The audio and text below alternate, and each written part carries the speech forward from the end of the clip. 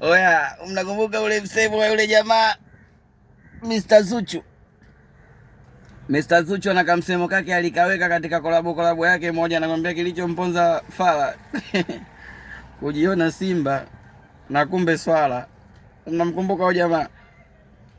Yule fala alikuwa anakaa pale Mwananyamala kwa mzee Komakoma. Ukipita hivi nyuma Kinondoni, ukija kutokezea hapa nyuma Afrika sana hapa kushoto pale Sima sana pale, unaingia ndani pale Mbweni pale karibu na Juliana. Ukirudi hivi kidogo Kijichi Mbweni kule Ununio, karibu na Kawe. Mnamjua Basi kajiona bwana simba kumbe swala.